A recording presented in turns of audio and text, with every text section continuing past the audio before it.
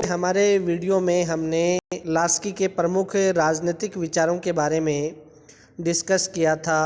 उसी क्रम को आगे बढ़ाते हुए लास्की का एक प्रसिद्ध कथन है कि समाज का स्वरूप संघात्मक है, इसलिए सत्ता भी संघात्मक होनी चाहिए।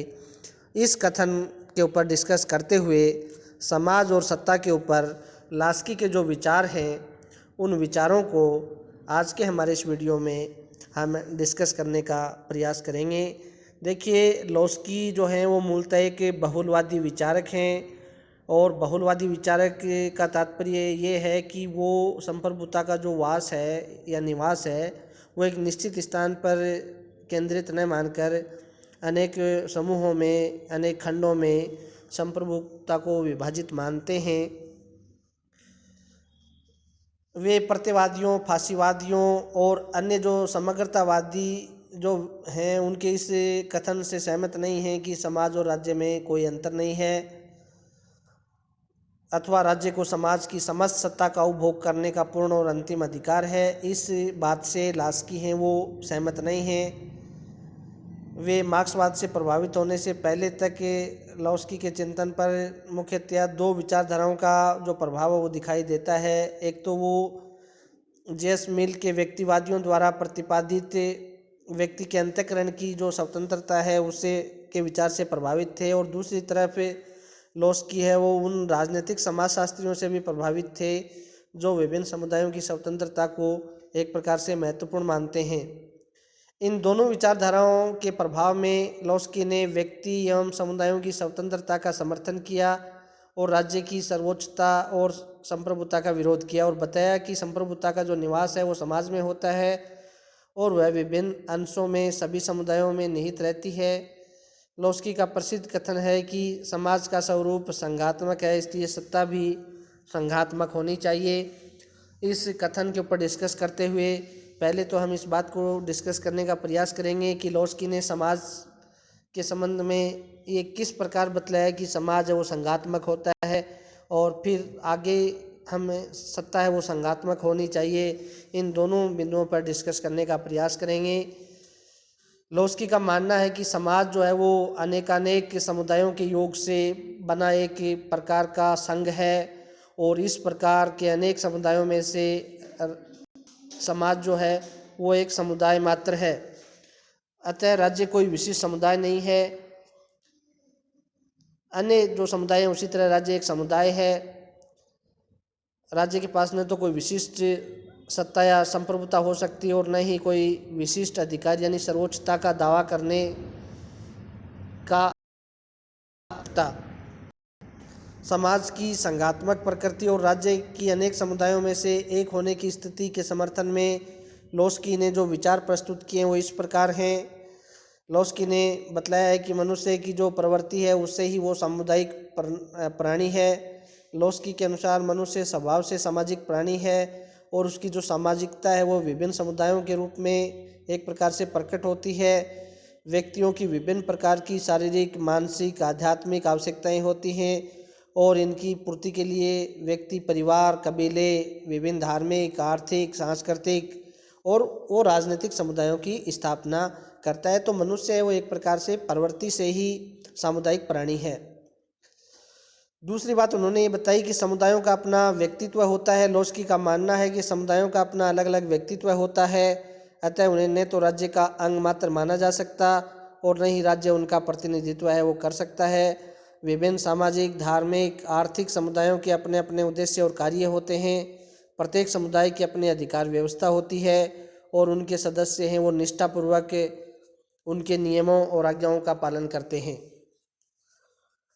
तीसरा, उन्होंने ये बताने का प्रयास किया है कि समुदाय राज्य के अधीन नहीं है। लास्की का ये भी मानना है कि राज्य जो है वो समुदायों का स्रोत नहीं है और समुदायों का जो अस्तित्व है वो भी राज्य की दया के ऊपर निर्भर नहीं करता। परिवार और कबीले जैसे जो समुदाय हैं उनका जन्म एक प्रकार से राज्य के अस्तित्व में आने से काफ़ी पहले का है और वे अपने अस्तित्व के लिए भी राज्य की मर्जी के ऊपर निर्भर नहीं करते।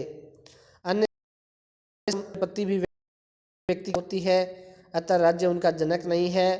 यह सत्य है कि अनेक आर्थिक समुदायों का निर्माण राज्य की एक प्रकार से कानूनी व्यवस्था के अंतर्गत किया जाता है, लेकिन व्यवहार में ये समुदाय इतने शक्तिशाली हो गए हैं कि स्वयं राज्य को उनकी मांगों के आगे झुकना पड़ता है और इसे स्पष्ट है कि वे अपने अस्तित्व के लिए राज्य की कृपा के ऊपर निर्भर नहीं करते और नहीं वो समुदाय राज्य के अधीन कार्य करते हैं।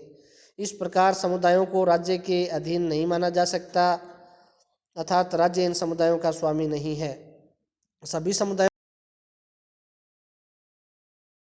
का महत्व जो है वो व्यक्ति की आवश्यकताओं की पूर्ति के लिए होता है और व्यक्ति के व्यक्तित्व के विकास में इन सभी समुदायों का जो योगदान है वो समान रूप से होता है। इसलिए व्यक्ति की दृष्टि से इन सभी समुदायों का अपना अपना अलग महत्व होता है। मात्र राज्य के सदस्य बन जाने से व्यक्ति के संपूर्ण व्यक्तित्व का विकास है वो असंभव है। व्यक्ति की दृष्टि से विभिन्न समुदाय भी उतने ही वास्तविक और अनिवार्य होते हैं जितना कि राज्य है। व्यवहारिक दृष्टि से इनमें से किसी भी एक समुदाय को अन्य तुलना में श्रेष्ठ नहीं माना जा सकता। इस विवरण से ये बात स्पष्ट है कि समाज की जो प्रकृति है वो संघात्मक है और समाज अनेक समुदायों का एक प्रकार से संघ है और राज्य इन अनेक समुदायों में से मात्र एक समुदाय मात्र है। तो ये था राज्य की प्रकृति संघात्मक है। इसके बारे में अब हम बात करेंगे, सत्ता को भी संघात्मक होना चाहिए। व्यक्ति साध्य है और सभी समुदाय जो हैं वो साधन मात्र हैं। अतः समुदायों की जो सत्ता की स्थिति है उसका निर्धारण स्वयं व्यक्ति के संदर्भ में ही किया जा सकता है। मनुष्य की सामाजिक प्रवृत्ति से ही समुदायों का जन्म होता है और एक साधन के रूप में उनका एकमात्र उद्देश्य होता है व्यक्ति की विभिन्न जो आवश्यकताएं हैं उनकी पूर्ति करना। व्यक्ति की दृष्टि से सभी समुदाय जो हैं वो महत्वपूर्ण होते हैं। सभी समुदायों का अपना विशिष्ट व्यक्तित्व होता है और इस दृष्टि से वे सभी समान स्तर के होते हैं। इस प्रकार विभिन्न संपूर्ण समाज की रचना हो जाती है और संपूर्ण समाज भी इन विभिन्न समुदायों में एक प्रकार से विभाजित हो जाता है। इसलिए ये कहना भी उचित है कि सत्ता पर किसी एक समुदाय का पूर्ण दावा स्वीकार नहीं किया जा सकता। संक्षेप में, जब समाज की प्रकृति संघात्मक है तो सत्ता का स्वरूप है वो भी संघात्मक हो सकता है। लोस्की ने सत्ता का स्वरूप संघात्मक हो इसके संबंध में विश्लेषण किया और कुछ राजनीतिक निष्कर्ष इनसे निकाले जो इस प्रकार हैं। पहला जो निष्कर्ष उन्होंने बताया वो ये है कि राज्य सर्वोच्च है और पूर्ण प्रभुत्व संपन्न समुदाय नहीं है। राज्य सर्वोच्च नहीं है और संपूर्ण प्रभुत्व समुदाय नहीं है। लोस्की का मानना है कि जब राज्य को कानून या नैतिक दृष्टि से सर्वोच्च एवं पूर्ण प्रभुत्व मान लिया जाएगा तो सिद्धांत की दृष्टि से तो एक प्रकार से अनुचित है। क्योंकि व्यवहार में अत्यधिक हानि होती है। राज्य की सत्ता निरंकुश हो जाती है और व्यक्ति की स्वतंत्रता है उसका अंत हो जाता है तथा अंतर्राष्ट्रीय क्षेत्र में और युद्ध और साम्राज्यवाद की जो भावना है उसका एक प्रकार से जन्म होता है। आंतरिक और बाह्य क्षेत्र में राज्य की सत्ता सीमित व नियंत्रित है। लोस्की के अनुसार व्यक्ति राज्य का प्रत्येक सदस्य नहीं होता, अपितु वह विभिन्न समुदायों के माध्यम से राज्य का सदस्य बनता है। व्यक्ति पहले इन समुदायों का सदस्य होता है, बाद में राज्य का सदस्य होता है। व्यक्ति साध्य होता है। राज्य सहित सभी समुदाय व्यक्ति के व्यक्तित्व के विकास के साधन मात्र होते हैं। अतः व्यक्ति की दृष्टि से यह सिद्धांत एवं व्यवहार में अनुचित होगा कि अकेला राज्य संपूर्ण सत्ता का उपभोग करे। वस्तुतः राज्य को अन्य समुदायों के साथ मिलकर ही सत्ता का उपभोग करने का अधिकार है वो हो सकता है, क्योंकि समुदाय राष्ट्रीय क्षेत्र के अलावा अंतर्राष्ट्रीय क्षेत्र में भी मौजूद हैं। अतः आंतरिक और बाह्य क्षेत्र में राज्य की सत्ता भी सीमित और नियंत्रित होनी चाहिए। सत्ता को समुदायों में वितरित किया जाना चाहिए। लोस्की का मानना है कि व्यक्ति की जो आवश्यकताएं हैं उनकी पूर्ति की दृष्टि से प्रत्येक समुदाय का अपना विशिष्ट महत्व होता है और प्रत्येक समुदाय का अपना एक सामूहिक व्यक्तित्व भी होता है। अतः प्रत्येक समुदाय को अपने उद्देश्य की प्राप्ति और अपने दायित्वों की पूर्ति के लिए समाज की संपूर्ण सत्ता का एक अंश प्राप्त होना चाहिए। इस प्रकार लोस्की जो हैं उन्होंने परंपरागत रूप से पाए जाने वाले एक सत्तात्मक समाज के स्थान पर बहुसत्तात्मक समाज की स्थापना की बात उन्होंने की। प्रत्येक समुदाय को अपने से संबंधित मामलों में निर्णय लेने की सत्ता प्राप्त होनी चाहिए। इस प्रकार सत्ता की दृष्टि से संपूर्ण समाज अनेक लघु प्रकार्यात्मक गणतंत्रों के रूप में संगठित होगा। यह प्रादेशिक आधार पर सत्ता का विकेंद्रीकरण नहीं है, अपितु समुदायों के आधार पर सत्ता का एक प्रकार से विकेंद्रीकरण है और इससे एक विकेंद्रित समाज अथवा एक बहुलवादी राज्य व्यवस्था की स्थापना संभव है। आगे चलकर लोस्की ने यह भी माना कि अन्य समुदायों की तुलना में राज्य को विशिष्ट स्थिति प्राप्त होती है और उसे संपूर्ण समाज के सामान्य हितों की रक्षा एवं वृद्धि के लिए कार्य करना होता है। इस आधार पर उन्होंने राज्य को संपूर्ण सत्ता सौंपने के विचार को स्वीकार नहीं किया। उनका ये मानना है कि राज्य को संपूर्ण समाज के सामान्य हित की सिद्धि के लिए विभिन्न समुदायों से सहयोग प्राप्त करना चाहिए। राज्य को किसी निर्णय से पूर्ण विभिन्न समुदायों के प्रतिनिधियों से विचार विनिमय करके ही निर्णय लेना चाहिए। शोषण रहित एवं न्याय युक्त समाज की स्थापना लोस्की के जो बहुसत्तात्मक समाज है या जो बहुलवादी राज्य व्यवस्था की जो धारणा है उसके पीछे प्रमुख उद्देश्य एक शोषण रहित और न्याय युक्त समाज की स्थापना करना है। उनका ये विश्वास है कि केवल एक ऐसे समाज में ही व्यक्ति की विभिन्न आवश्यकताओं की पूर्ति होगी और उसके व्यक्तित्व के सभी पक्षों का समुचित विकास होगा।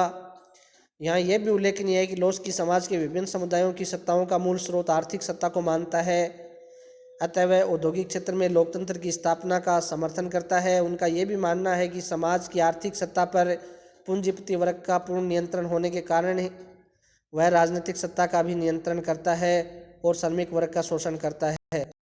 लोस्की का मानना है कि आर्थिक कारक ही वह निवड़ा है।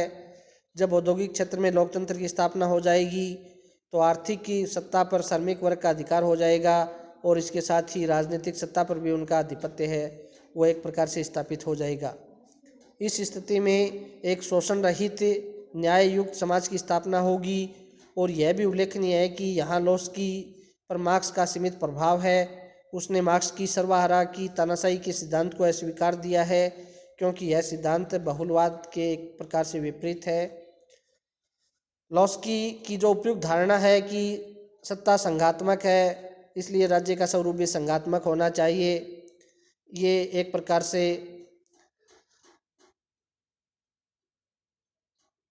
उनके बहुलवादी और लोकतांत्रिक समाजवादी चिंतन का संयोग ही इसमें दिखलाई पड़ता है। आज के हमारे इस वीडियो में हमने सत्ता का स्वरूप संघात्मक है, राज्य का स्वरूप भी संघात्मक होना चाहिए, या राज्य का स्वरूप संघात्मक है इसलिए सत्ता भी संघात्मक होनी चाहिए, इस मुद्दे पर हमने लोस्की के विचारों को डिस्कस किया है। आगे के वीडियो इसी क्रम में जारी रहेंगे। धन्यवाद।